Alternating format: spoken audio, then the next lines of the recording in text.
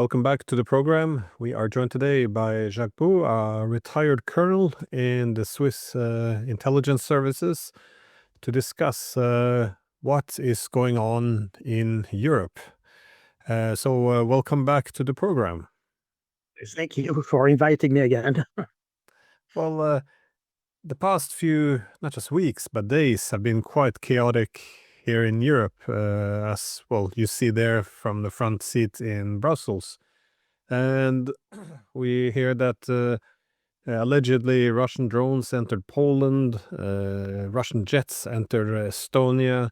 The Europeans demand that America takes a tougher role in Russia. They get angry when it doesn't. And then we have Trump finally coming out claiming that Russia is weak, Ukraine is winning, they can take back all their territory, and why not take some Russian territory at the same time? Meanwhile, the Europeans should shoot down Russian jets. I mean, this is really Trump on as a war hawk on steroids.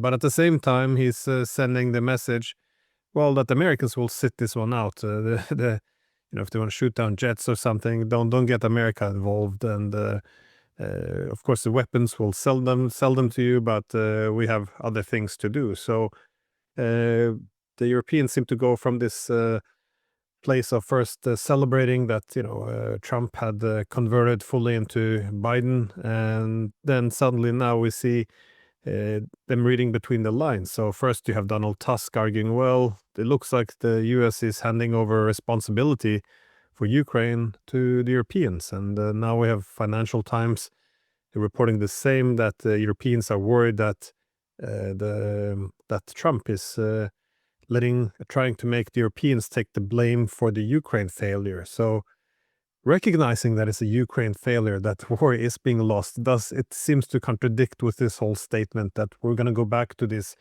fantasy world where the Ukrainians were winning. But what is happening within Europe? What are their calculations? What are they hoping for? And I know it's Europeans, many countries, many interests within each country, but nonetheless, it's becoming a bit chaotic, and you can sense the panic in the air here.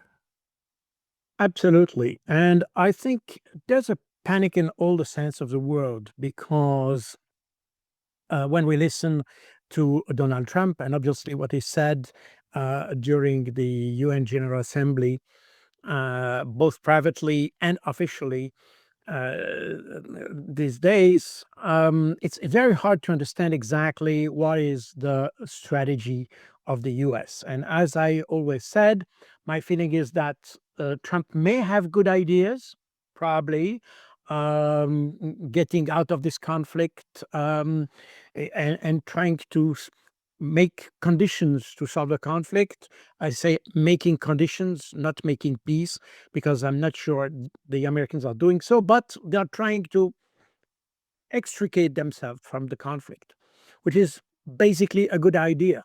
The problem is with Trump, as with his predecessor, although his predecessor has probably a more established strategy, but Trump has none.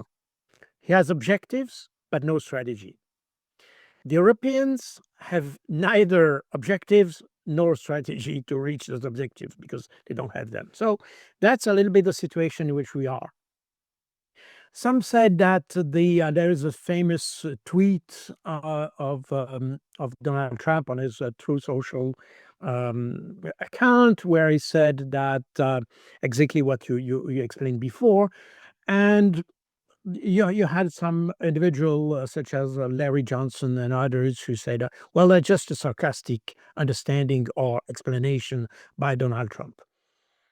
Personally, I always considered that Trump was not smart enough to make sarcasm, but it goes in that direction. Meaning that he is trying to please its opponents on all sides, probably. That's probably the posture of Donald Trump. But beside this, you have some facts. I mean, and the first fact is that the Americans or the Trump administration have said, it was in April, if I'm not wrong, that they would stop funding Ukraine. And early September, it was reported by the Financial Times that the U.S. administration decided to stop funding or to support defense expenditure of these countries which are bordering Russia, namely the Baltic states and Poland. And I think that's probably that last decision, early September, that triggered some panic in the West or in Europe, more precisely. And nota bene, that's exactly the point in time where we started to see those violations of airspace and all that. Um, the the Eastern European states, I mean, Baltic states and Poland in particular, not only them, but in particular, they are all heavily dependent on EU funding. You know, if you look at the EU spending, you have those countries who are net donors to the organization, and that's mainly Germany, France, Italy, and countries like this. And you have net recipients. And that means, but namely, mostly these are the Eastern country states. They are net recipients. Not all of them, but most of them. In any case, that means that they are extremely dependent on external funding for both they are running their economies and running the countries, but also to run their defense and defense spending. And they are heavily reliant on U.S. support for the defense. Now, when the U.S. say, well, I mean, and that's a consequence of the decision of the NATO summit to expand the European part of the expenditure to 5% of the GDP of each country. Therefore, and that was the rationale for the U.S. administration to say, well, okay, now you increase your defense spending, and now, therefore, the U.S. can reduce its spending for Europe. You know, that's the logic. But this has, of course, consequences because, as we see, most of these countries have provided a lot of equipment to Ukraine, a lot of air defense equipment that they don't have anymore. And the European, let's say, region at large is not able to fill the gap. And even the Americans are no longer able to fill the gap when we talk about Patriot system and other air defense system that they have provided also to Israel, by the way. So meaning that you are the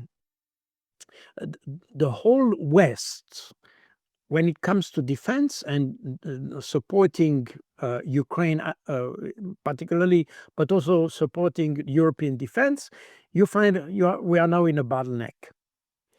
And this is exactly the reason why the US decided to withdraw from the European theater, Ukraine, obviously, but also for the rest of Europe, because, and that's a consequence also of the Make America Great Again of Donald Trump, where you focus on US and probably its main competitor, which is China, but you put aside the, let's say, side theaters of wars. I mean, those secondary theaters of war where obviously U.S. doesn't gain anything. It's just spending money, but it doesn't gain anything. Ukraine was defined many times by the U.S. administration as a black hole in which you just send money, but nothing comes in back. So there is no return on investment. And Trump being basically a trade-oriented person, when you have no return on investment, that means you are losing money. And recently, we learned that the U.S. debt reached $37 trillion, and that the annual interest rate, the interest that the U.S. pays, annually now is $1.2 trillion, meaning that what they pay just as interest is more than the health budget or the defense budget of the US. So they cannot afford to support financially and militarily the European the Europeans, and that is the rationale for Trump to withdraw from the European theater. Now, obviously, for the Europeans, it's exactly the opposite. They see that their own economies are failing. We have talked many times about German, UK, France economies which are failing. I'm not even mentioning countries that are surviving, if I can put it that way, such as Italy, Spain, and others who have also their own problems. So we have a very sick Europe that is no longer able to sustain and support financially the war in Ukraine, and not even able to support this increase in defense capabilities that was announced by Ursula von der Leyen. So they need to have, or they feel they need to have, the US very present on the theater. And that explains why all these events, who can be arranged deliberately or not, but they are, how to say that, they are advertised or propagandized as a rationale for the US to maintain its presence and its financial support also in Europe. And I think that's what we are witnessing today. This is this effort to keep the US on the European theater by exaggerating a threat. And we had this case of the what we have already mentioned, by the way, those Gerbera drones that entered the Polish airspace. That was on the 10th of September or something like that. I don't have all the data now in mind, but that was earlier this month, where you had 19 drones, which were basically uh, um, unarmed drones. They were decoys, in fact, that obviously the Ukrainians could recover, because those decoys are used in a ratio 3-1 in all these attacks that the Russians are conducting in Ukraine, meaning that when you talk about 800 drone attacking Ukraine, in reality you have only 200 who are the actual drone with explosive, like the Shahid or the Geran 2 drones, and the 600 others are decoys in order to attract the air defense missiles and all that. So meaning that these decoys are highly visible, they need to be visible, but since they don't have any explosive, once they run out of fuel, then they just land in a landscape. And you have a lot of pictures showing those Gerbera drones everywhere in the landscape in Ukraine. And it's easy to recover those drones, put fuel on the machinery, probably to repair a few things, and to send them to Poland. That's probably what the Ukrainians have done in September, because the pictures we have of these drones show that they have been repaired summarily, meaning that these are not the original drones sent by Russia, but they were recycled drones. That indicates some kind of false flag, if you want. The idea being to create a situation in Poland where they need extensive um, air defense capabilities.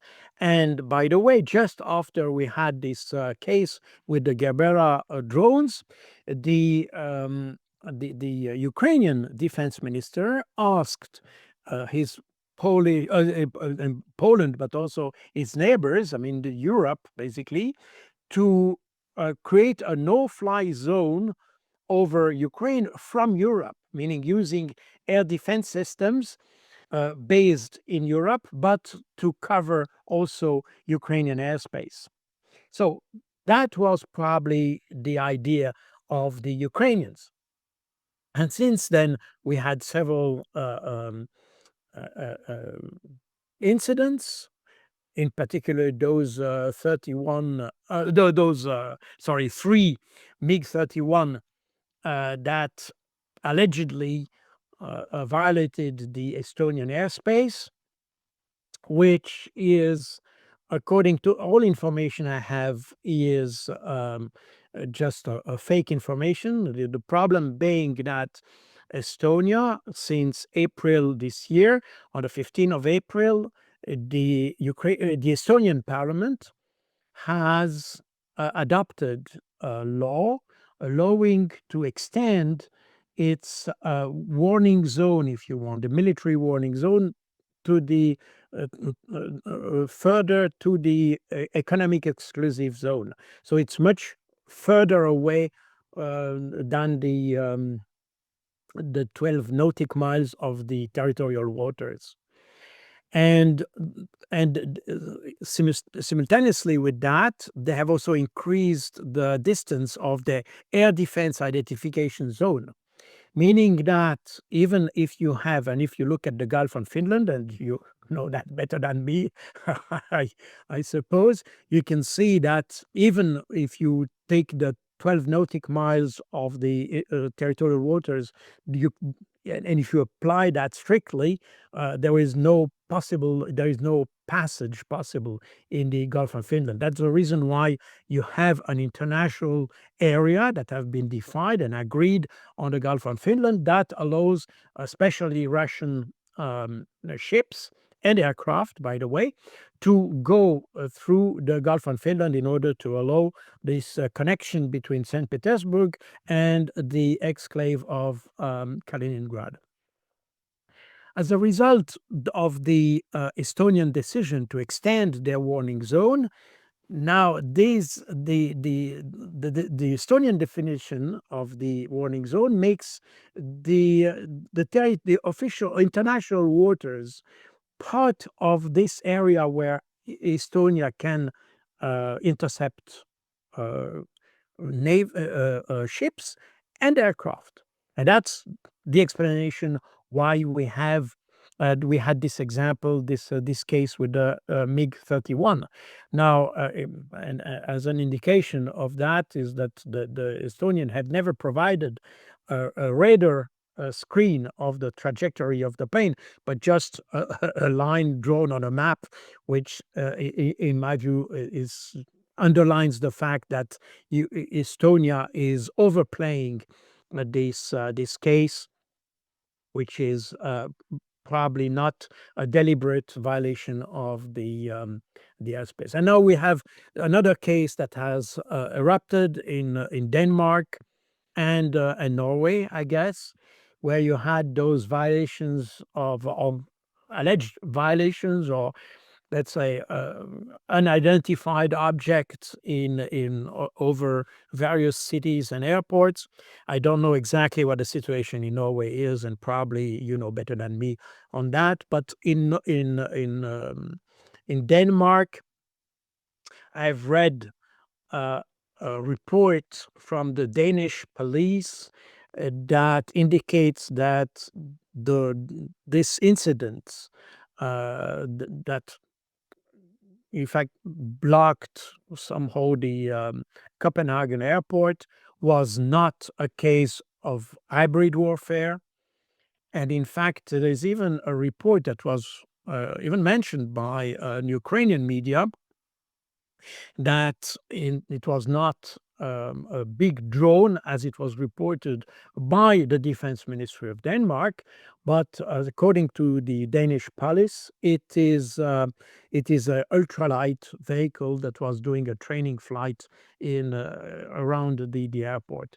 So I don't know what the truth is, and obviously there are different sightings and probably different explanations. But the first information we have regarding these cases is that we have no involvement from Russia, that it's not a case of military, even intelligence, a case done by Russia.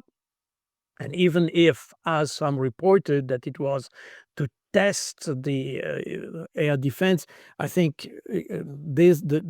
everything that happens in the Gulf of Finland and further away in the so-called Balt Up, as it's called in the NATO jargon, so the Baltic approaches, all what happened there is very well known from the Russians, and they don't need to test that with a few drones. They overfly this continuously. They have electronic intelligence aircraft flying in the over the international waters. I mean, international space and airspace, and they can monitor everything. They don't need to have those drones, especially small drones, in the vicinity of airports to identify the NATO capabilities. So I think here we have a case that has been overplayed by NATO countries in an effort to drag the US back onto the European theater. That's my view on that. Yeah, well, I followed the recent drone um, stories here in Scandinavia, and in international media picked up the Norwegian or the drones around the Norwegian as being is something they couldn't exclude that it was Russia, but then in the media here they say, oh, you can't really confirm that it was even a drone. And then later the next day they did see a drone, but then they were able to arrest some 50-year-old Norwegian. So there's no indications at all. I mean, it's to say that we can't rule out that it is Russians. We might as well say that there's no indications that they're Russians. It doesn't mean anything. So, but this is kind of my concern, because you saw the same with the alleged jamming of von der Leyen's flight, which turned out to be a hoax. And it's this very strange, irrespective of it being true or not. Well, the jamming was not, that was proven to be false, but all these other stories which seem very, suspicious, even if they were true, the excitement behind it, that, we have to, now we can inflate the Russia threat, we can bring the Americans in. It seems as a strange approach, given that we don't really have a clear objective. We don't really have that many resources anymore to achieve the objectives which we haven't defined. And just to extend on it, if we look in the Middle East now, the decision by the Europeans to put the snapback sanctions, for example, on Iran, which eliminates all European influence with Iran, and also possibly set in motion steps towards another war against Iran. What is the thinking in Europe behind this? Because you have your history from NATO, you're Swiss intelligence, you're sitting there in Brussels. Well, where are they going with this? Because if everything's about just getting the United States pulled closer into Europe, and if this isn't happening, do they have a leg to stand on? What is Plan B here? It's an excellent question. And as you rightly pointed out, I have my personal history in strategic intelligence, where obviously the task is precisely to identify those cases where you need to have a political decision that may or may not increase some defense readiness levels and things like this. And what strikes me in all those situations that we had, and we can talk about Venezuela because it's a very similar situation, where intelligence is totally absent or seems to be totally absent from the decision making. I mean, you mentioned Iran, and um, we had this in June, back in June, we had the US striking, I mean, Israel and the US striking Iran. Although it was made clear in March this year that the US intelligence had absolutely no indication whatsoever that the Iranians were developing a nuclear bomb. And in fact, the conclusion of the US intelligence was that Iran was not involved in any program to develop a nuclear bomb. And with Venezuela, it's exactly the same thing. We have now the U.S. attacking boats and deploying a huge flotilla around Venezuela with destroyers and whatever. But at the same time, you have the U.S. intelligence that provided recently a memo uh, completely contradicting the declaration of Donald Trump that Maduro was supporting some gangs and drug trafficking and things like this. And the U.S. intelligence assessment it says exactly the opposite and says that Maduro is absolutely weak. There is no evidence whatsoever that Maduro is supporting different gangs and organized criminality and drug trafficking. So we see a complete discrepancy between what U.S. intelligence says on one hand and political action on the other hand. And that worries me particularly. And in Europe, it's even worse because we don't even see, and if I see what the Swiss intelligence provides on Ukraine, we see that it's just a false information. I mean, it's just information that is basically that comes directly out of the office of Zelensky. But there is no real assessment of the situation. And what we have witnessed in the couple of weeks, in the last couple of weeks, regarding all these drones and all that, we have the feeling that the strategic intelligence of various countries, and that includes also the intelligence, because you have an intelligence office in the EU, by the way, and in NATO, you also have an intelligence structure, which is in fact just it's based on national intelligence structures. It's not an independent intelligence structure, but nevertheless, it has an intelligence structure, the same in the EU. And those organizations are absolutely silent. And based on the decisions and actions taken by the leadership of especially EU, uh, we can really question the rationale of those decisions, or the rationality, not just the rationale, but the rationality of these decisions. Because, as I always said, in the state, I mean, how to say, a state governed by the rule of law, meaning that decision making is not inspired by God, but inspired by facts. The intelligence or strategic intelligence has a key role in this kind of leadership, because it should provide an objective basis for political decision making. It's not divine inspiration, it's facts, it's assessment of facts. And here in what we have seen or what we see these days is in fact decisions and accusations and allegations that are completely out of any kind of rationality. And if you think about it, you say, well, we don't know, as you rightly pointed out, we don't know definitely if all these drones and things like that are of Russian origin, and they could be in theory. But now, if you look at the way the Russians have behaved, I mean, in the last 25 years, including, by the way, since 2022, we see that the Russians have an extremely rational behavior and in relation to what happens in the world. And we see that they sometimes they appear very resilient because before they're acting, they think twice about what are the consequences.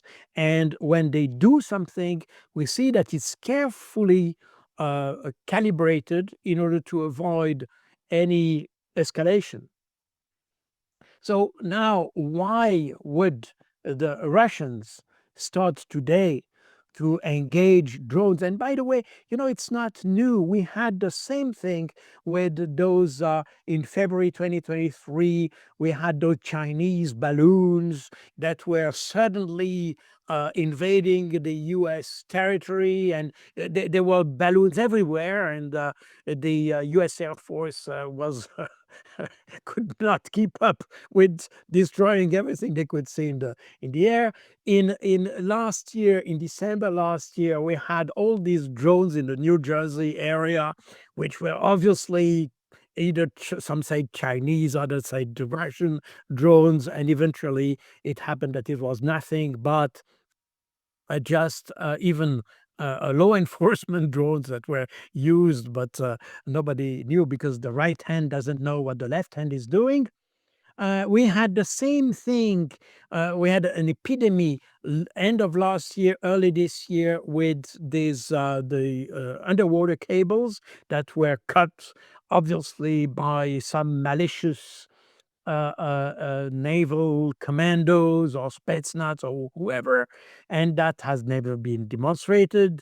We have witnessed some underwater cables damaged but everything was. I mean, the inquiries that were done both in Finland, in Sweden, and other countries concluded that it was accidental. Well, whether it was that can still be punished probably, but it was accidental, and obviously there was no special operation there. So we tend to overplay these incidents and to inflate them to as to create a situation, a conflictual situation in Europe beyond what we have already in Ukraine. And obviously, the whole purpose of that is to convince the public opinion. I explained before that one objective is obviously to keep the U.S. involved on the European theater, but there is also from the European side, there's also probably this idea that you need to convince the public opinion that we are under threat. You see, we see that perfectly in France, where you have definitely a financial crisis in France, but nevertheless, they still Macron has still in the idea to double the defense budget and to deploy units in Ukraine, those reinsurance forces or things like that. Where do they get the money from? You see, and therefore, in order to convince the people, the population, to make sacrifice for their defense, obviously they need to create a situation where you need additional protection, where you need additional military deployments, where you need additional funding for the military-industrial complex. And I think that's a very unhealthy situation that we have now. It does seem that they already decided on the policies, that is the conclusion, which is to keep the wars going. And all facts and narratives are effectively looking for a crime or a justification for those policies. So when Trump says that Ukraine is winning, I refuse to believe that anyone actually is buying this. I mean, I think everyone knows this is nonsense. Even the worst of the journalists know that this is not true. But you kind of have. But this is seen as something very positive, because if they're winning, that means we should keep on financing this. We should try to still defeat the Russians and again keep the war going. So it's a nonsense statement, but it's the prescription for the policies which we want. And I think this is why we often get captured possibly by narratives, because if the Russians are threatening our airspace, then we have to keep up the pressure, more military spending, and need to, yes, confront the Russians. But But this is why there's no room anymore for dissent, because once you're saying, well, let's actually look at evidence provided by Estonia, and is there no evidence at all? Then perhaps we should start to question it. But you can't question it, because once you question it, you undermine support for the policy. I mean, this is why you can't mention that that Zelensky has this brutal recruitment policies, because this undermines support for the war. But at some point, shouldn't reality have to catch up? Because if the Americans aren't going to stay, and it's quite obvious that the situation is deteriorating very quickly on the front line, essentially we need a new policy. We need to put an end to this war. Doesn't this nonsense stories also have to end? The narratives have to shift at some point. Absolutely, but you mentioned obviously Trump, but if you look at it, it's also the official narrative of the European Union. If you listen to Ursula von der Leyen or Kaja Kallas, they have exactly the same narrative, that Ukraine is winning and it's possible to win. I mean, they haven't gone so far as Donald Trump to say that they will be able to recover all the territory up to the borders of 1991. But they still consider there is a possible victory, and that for that reason there was some attempt in Europe to redefine what could be a victory, and that's how you had recently the Ukrainians and Zelensky uh, mentioned a new plan or new understanding of victory, where they define a functional victory over Russia, and a functional defeat. And a functional defeat of Russia would be that they cannot move anymore. Things like that. So it doesn't mean that Ukraine would be able to recover all the territory it is claiming, but that the Russians are stopped. And the whole problem of that is, and as you rightly pointed out, if we don't shift the narrative, and if we keep the same narrative, that will simply put the Russians in a position where they need a decisive victory in order to solve the problem. Whereas we have seen in the early 2022, I mean, from the very beginning of the Russian military operation up to September, August 2022, the Russians were very keen to engage any discussion, and they accepted the various proposals from Ukraine. All these proposals were eventually stopped by the European Union, by the Europeans, but the Russians were keen to engage into a dialogue. Now, they have understood that whatever Ukraine wants to do in terms of dialogue, this will be stopped by the Europeans. The Europeans, in fact, want war.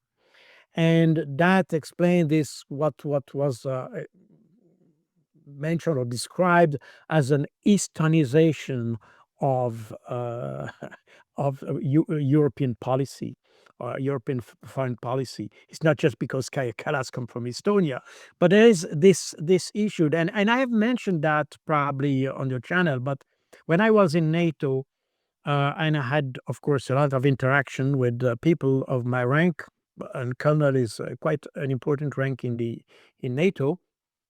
And I had a lot of contacts with my peers, especially coming from the so-called old Europe. I mean, France, Italy, Spain, and these countries. And we all observed that the influence of the old Europe was fading away in favor of the influence of the so-called new Europe, as Donald Rumsfeld used to call that. It's Eastern Europe. Those who supported basically the US intervention in Iraq. That was the new Europe. The others were the old Europe. And but it's interesting that when I was there, we also noticed that you had a significant influence from these Eastern European countries on the decision making in NATO, and that was, I mean, I was there during the events of the Maidan, and so that means 2014. And we could see that the reactions when it came to expel, for instance, because you had at that time in NATO, I mean, in the Partnership for Peace, you had the Russians, Belarusians, they were part of this. Therefore, you had a Belarusian and the Russian delegation in NATO. And we had regular contacts with them, and they were part of the activities related to the EAPC, so the Euro-Atlantic Partnership Council, and the Partnership for Peace. And I had basically a lot of also contact with them, because I was acting. My job was definitely related to the EAPC activities within NATO. But suddenly, when you had in 2014 the event in Maidan and all that, then suddenly we decided we stop any contact with the Russian delegation, and they were in fact ostracized within NATO. They were still there, but nobody were allowed to talk to them, and later they were just simply asked to leave.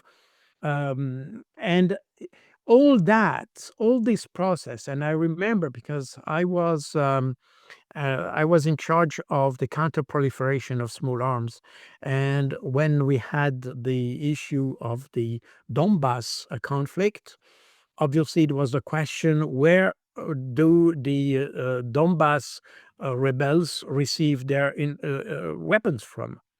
And therefore, there was a monitoring of all the flow of weaponry that could lead to Donbass. And I received all this information. In fact, what the objective information we had is that there were no arms coming from Russia, but they were coming from defectors from the Ukrainian armed forces, that they defected with artillery, with ammunition, with tanks, with APCs, and whatever. So they literally changed side, and that created, by the way, a crisis in the Ukrainian army. And for that reason, I was later sent there, because I'm also one of the UN expert for the rule of law and the reform of security institutions. And in that capacity, NATO asked me to go to Ukraine in order to make some reforms in the Ukrainian forces, defense forces. I was, I mean, obviously not alone, and there were other people involved in that, but I was part of the team, because you had this crisis within the defense forces. I mean, all the Russian-speaking soldiers were just leaving and reinforcing the so-called rebels in the south of the country and in the Donbass area. So, meaning that I followed the events very closely, and I was surprised to see that despite the information we had that showed that you had no Russian involvement, neither in Crimea nor in the Donbass, by the way.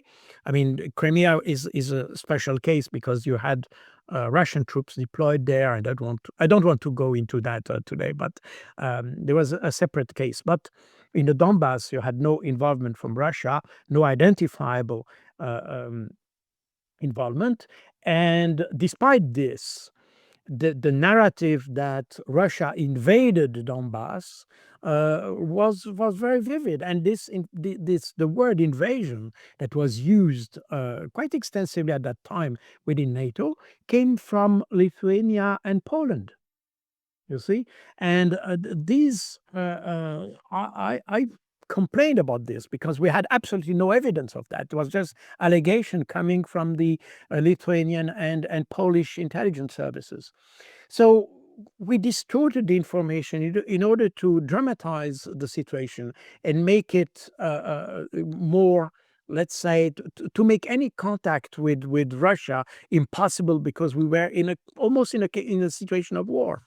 And we have almost, I mean, a very similar situation today, that we tend to overemphasize the impact of those small, and you may have probably and not probably, you certainly have some violations of airspace. But I remember at that time, I mean, in 2017 or 16 or so, in NATO, we had some violations, alleged violations, but the guy who was in charge of the air defense of NATO said that in most cases this was accidental, because it's just a case of the GPS that was not exactly synchronized or whatever, that explained those small violations, but they were accidental violations, and obviously not deliberate violations from the Russians.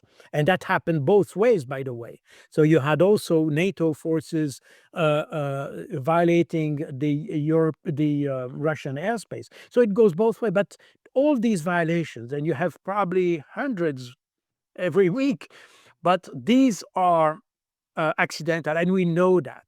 The problem is that today, because of foreign policy requirement, I would say, then we qualify those violations as deliberate, and that's something that is very dangerous and concerning to me, because that means that we are just looking for a pretext to inflate and create a war situation.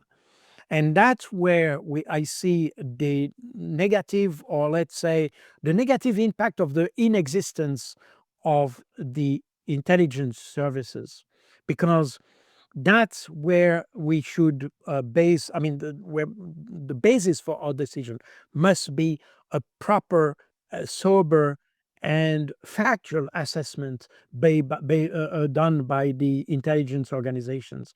And I am missing that, honestly. We see that everything is guided by, in fact, policy, but not by facts.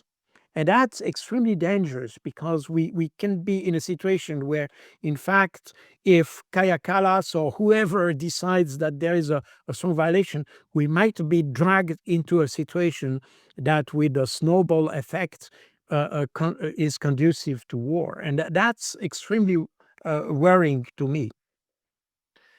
It just seems that sometimes facts is not our friend. That is all us, I mean NATO, because you mentioned 2014 after the coup in Kiev, when Russia annexed Crimea. At that time, there was the amount of sailors in the Crimean Navy, or the Ukrainian Navy in Crimea, 75% of them either quit or joined the Russian Navy. I mean, this is quite significant. If you use the word that this is an invasion, if you have 75%, and a large part of them are willing to just take off the Ukrainian patch and put on the Russian one, this undermines the whole narrative. Because if you're saying, oh, this was just a democratic revolution, the Ukrainians were really just hankering for leaving the Russian orbit and join the free world, all of this kind of narrative, how do these facts play into this narrative? And it doesn't really. And if you accept reality, then you're going to have to accept other realities too, that the majority of Ukrainians didn't support the coup. They didn't want this conflict with the Russians. And it's just, I feel, in order to uphold the narrative, you end up creating this, we're distancing ourselves more and more from reality, but it's necessary, because once you begin to expose some realities, then suddenly this isn't a conflict between good and evil. Everything wasn't unprovoked invasion by an empire who wanted to wipe out the Ukrainian nation. And it's again, it's I just feel like we trapped ourselves into these narratives. But Absolutely right, and that's extremely dangerous. I mean, when we mentioned the Crimea case, and you rightly pointed out that 75% of the Black Sea Fleet, in Ukrainian Black Sea Fleet, joined the Russians, including the admiral. By the way, the head of the Black Sea Fleet just left and defected to the Russians. But on the peninsula itself, you had in 2014, you had 22,000. I mean, you had 22,000 Russian soldiers deployed based on the status of force agreement signed between Ukraine and Russia. So they were stationed on the peninsula in the various bases that Russia had in the peninsula. That was totally legal and in accordance with Ukraine. But in addition to those 22,000 Russian soldiers, you had 22,000 Ukrainian soldiers on the peninsula. And as the regime changed in Kiev, and as I think the point where everything broke out, that was the decision of the new government to abrogate the law, the Kivalov-Kalanishenko law of 2012, that made Russian as an official language. Therefore, by abolishing this law, the new government, non-elected, but this new non-elected government, by abolishing this law, it made Russian as a normal language, but not an official one anymore. Meaning that all interaction between the Russian-speaking population and the administration had to be in Ukrainian and no longer in Russian. And that was the point that created the split in the Ukrainian population. The thing is that as soon as all you have in the whole south, not just in the Donbass, but in the whole, you had in Odessa, Dnipropetrovsk, Nikolaev, Kharkov, Kherson, Zaporozhye, Donetsk, Lugansk, all these oblasts were erupting. I mean, that was all over the whole region, the south of the country. You had rebellion. And when I was there, I think it was in October 2014, the rebels just declared the unified force of Novorossiya. And when I was in Odessa, that was just after, by the way, the Russian Navy, the Ukrainian Navy defected to the Russians. So it was extremely tense in Odessa. But at the time, the whole situation was caused by this decision of abolishing this law. And in Crimea itself, what happened is that since the Ukrainian army at that time was made out of conscript recruited on the spot, meaning that in Crimea, most of the soldiers were of Russian origin, I mean, ethnic Russians.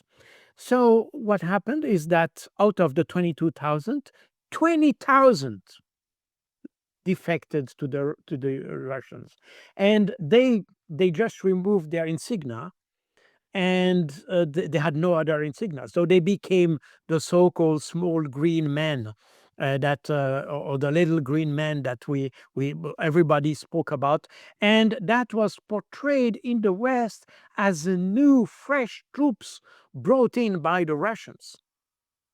And that hence the word invasion that was used in order, but in reality, and as I told you, I was in NATO at that time. We received reports of everything was happening in not the Baltic, I mean, also in the Baltic, but in the Black Sea.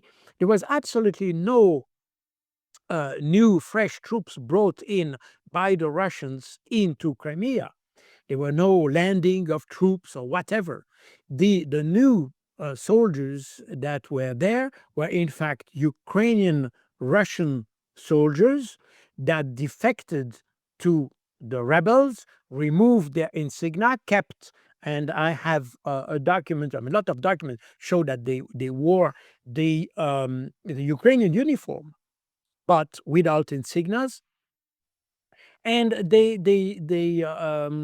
supported the rebels. So but of course, that, as you rightly said, this saying that would just disrupt the official narrative, and therefore nobody talks about it. Although it was reported in the Ukrainian press, when I talk about the 20,000 soldiers that defected, that was reported on the Ukrainian TV. And if you read my books, I gave all the reference. I don't have the reference now in mind, but this was in normal TV shows in Ukraine, and Ukrainian politicians were obviously questioning why this was possible, and obviously you had a stronger position also in the Ukrainian polity about this change of regime that occurred. But all that has been presented in the West as a democratic revolution that was supported by the whole population against the dictator who was Yanukovych, who, by the way, was not even pro-Russian. Yanukovych, if you read, was not even pro-Russian. But it happened that because of the narrative, because of the situation we created, eventually he had to flee to Russia because he was considered as an enemy by everyone else. So we have deliberately, in fact, created a situation where you had no return. In fact, we have created the all the conditions to have a war already in 2014. And when the Russians said that the current, what we see today, uh, uh, developing with this special military operation, when the Russians say so, in fact, they are right. The conflict started in 2014, and not just by the fact that it was the regime was toppled and Yanukovych overthrown, but also because all the decisions that started to make a discrimination between ethnic Ukrainians, I mean, what we can call ethnic Ukrainian, because this is also a debate we can have about what is a ethnic Ukrainian, but uh, the difference or the discrimination they started to make between those who have or were or are from Ukrainian origin and those who are from Russian origin. And the whole idea, and that was already documented during the Maidan events. By the way, you have also reports from the BBC when they interviewed those demonstrators in Maidan and others who said, we are fighting for a pure Ukraine. Ukraine must be to Ukrainians. The Russians have no place in Ukraine. That was the idea of those the West supported in Maidan. That was definitely not a democratic uprising or revolution or whatever. I mean, the Maidan must be understood because there are two Maidans. There was the first Maidan that was very peaceful, that started as a kind of demonstration of willingness of the population to join the European Union and things like this. But some people decided that they could exploit this momentum in order to create a revolution. And you have a second Maidan that happened that was definitely violent, with people coming from the western part of Europe, of Ukraine. And that started to make the whole Maidan movement a violent one. And that led to the change of regime in Kiev. But the first part was definitely democratic and popular. The second part was definitely not democratic and not even popular because it was not supported by the majority of the population. And in fact, it led to the situation we know today. So it's very important. The problem, as you rightly said, everything is based on a narrative. And even our understanding of what's happening today, even our assessment or the bad Russians and bad Putin and whoever, is based on that initial assessment that the whole thing that happens in Maidan was definitely democratic. But this was in no way democratic. Not even mentioning the fact that you had an agreement between Yanukovych and the insurgents on the 21st of February 2014 that decided to have new presidential elections and so forth and so forth. And that agreement, by the way, was but guaranteed by Poland, Germany, and France. And 2 days later, it was, I mean, one day, the next day, the 22nd of February, Yanukovych was just toppled and the whole thing changed. So not even those who were supposed to guarantee the agreement that was signed between Yanukovych and the insurgent, even the guarantors didn't make their job, as they will not do later when it comes to the Minsk agreements. They haven't done their job either.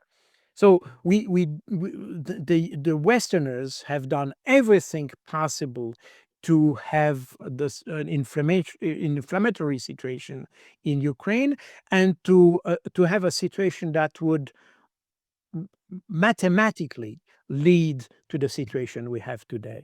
And today we are exactly in the same situation. We are in the situation of the bad Russians that are there. And again, I have explained the rationale for the Russians to enter Ukraine. Was it the best decision or not? We can debate on that. A military decision is always a decision. When you have a decision to make, it's always a choice. Whether it was a good one or a bad one, we can discuss that. But the fact of the matter is that there is a rationale behind this, and the rationale was to protect the population of Ukraine, of the Russian population of Ukraine. And the alternative to this intervention was the Minsk agreement that was supposed to be implemented by the Ukrainians under the supervision of its Western allies. And his Western allies said right away that they would not support the implementation of the agreement. So therefore, probably it was not a good decision to intervene in Ukraine. But the fact of the matter is that it was the only solution left, because the political solution had been discarded by the West itself. So we have created definitely the situation we have today. And today, it's, as you rightly said, it's very difficult to get out of a narrative, and we are trapped into the narrative. The problem is that and you have in the sorry, probably I'm a little bit too long, but sorry about that. Um, but the Americans have an advantage because they had the presidential election, and that allows Trump to say that was Biden's war and I will make peace. That helps. Whereas in France, in other country, you have a more continuity on the political leadership that prevents this kind of a radical change of posture. In any case, the problem is definitely that the Europeans are trapped into their own narrative, and this nobody has the courage to say, "Well, we probably made a mistake." And we are now, as a small kid, when he makes a mistake, doesn't want to acknowledge it. He continues, and we are in a snowball effect where you just increase you deteriorate your own posture instead of saying stop. Now we have to come back to some kind of rationality. Somehow it's the political version of the sunk cost syndrome, where you have invested, you have said something, and now you are you don't have the courage to say no. That was a failed decision. Stop it, and we change. And had we do that, had we have done that in early 2022, the Russians were ready to remove all their troops from Ukraine.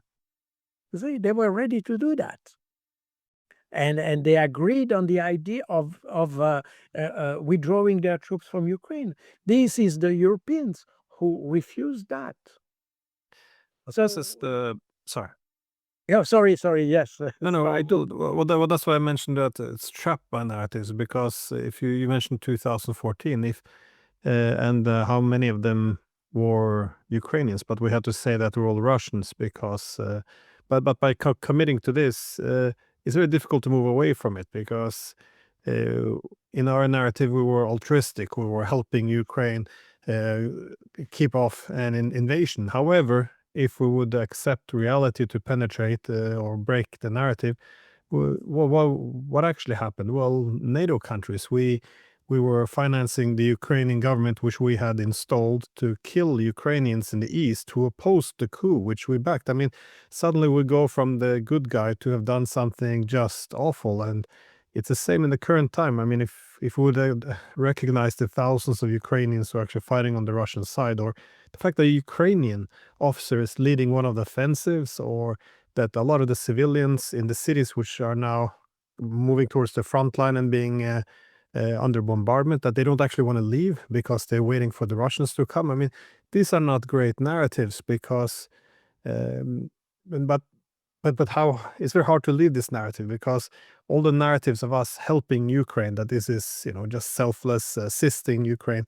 If you The irony is that these narratives are killing and destroying Ukraine as a nation, but to move away from it, it comes at a massive cost. And my hope was with Trump because, like you said, he didn't have any investment in this. He never repeated this lie, so he had the opportunity to walk away, but so far not. Before we go, where can people find you? Because I should have added in the beginning, besides your background in NATO and Swiss intelligence, you also must be one of the most prolific writers I'm aware of. You have so many books, also especially on the Middle East, as an expert on this. So how can people find you and your work? all my books on Amazon, so you can. There's no problem. They are Most of them have been translated in many languages, including English.